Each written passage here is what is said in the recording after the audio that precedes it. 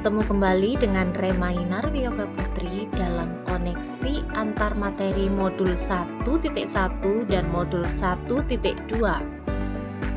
Perkenalkan, saya Remainar Wiyoga Putri dari SDN Dr. Sutomo 1 CGP Angkatan 11. Refleksi yang saya gunakan di sini ada 4P: peristiwa, perasaan, pembelajaran, penerapan ke depan.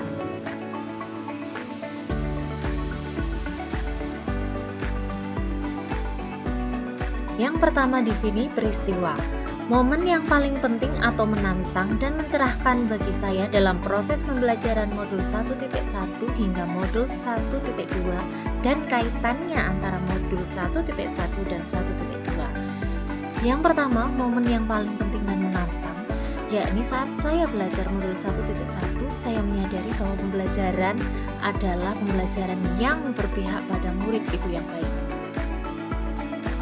Selanjutnya, momen yang paling penting dan menantang dan mencerahkan bagi saya pada saat saya belajar modul 1.2, saya diminta untuk merefleksi dan menganalisis nilai dan peran guru penggerak pada diri saya.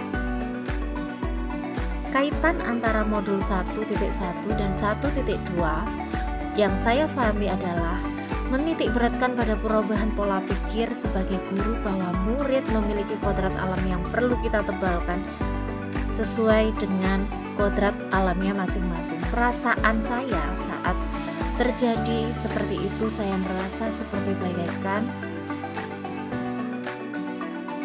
saya sangat antusias dalam belajar karena ternyata dalam beberapa proses pembelajaran yang saya lakukan belumlah ideal.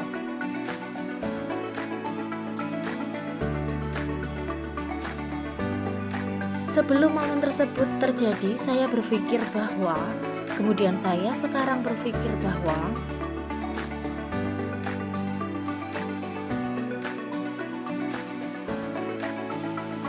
sebelum momen tersebut terjadi, saya berpikir bahwa murid merupakan selembar kertas kosong yang hanya dapat diisi menurut selera guru.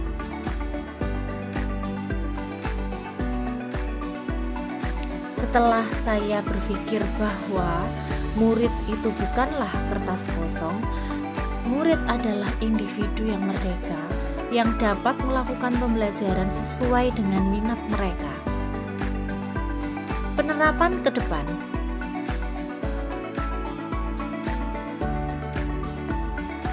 Pengembangan diri yang sederhana, konkret, dan rutin yang dapat saya lakukan dari sekarang untuk menguatkan nilai dan peran saya sebagai guru penggerak antara lain dengan menerapkan pembelajaran sepanjang hayat dari berbagai sumber. Yang pertama, berpihak pada murid, menjadi teladan murid, merancang pembelajaran, dan murid sebagai subjek, bukan lagi sebagai objek. Selanjutnya, mandiri.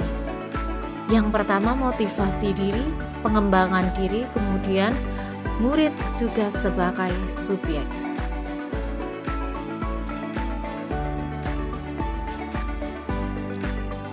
Selanjutnya, kolaboratif. Kolaborasi yang pertama dengan warga sekolah. Kolaborasi mengadakan kegiatan-kegiatan sekolah seperti adiwiyata, kemudian komunikasi aktif kepada seluruh warga di sekolah. Selanjutnya, inovatif. Melaksanakan pembelajaran yang menyenangkan, menggunakan metode dan model pembelajaran yang sesuai, kemudian menggunakan teknologi dan permainan dalam pembelajaran yang kita lakukan. Reflektif, di sini refleksi sebagai kegiatan rutin, melaksanakan umpan balik, kemudian berbagi praktik baik bersama teman-teman di sekolah. Baik, demikian koneksi antar materi modul 1.1 dan 1.2. Sampai jumpa di kesempatan yang lain.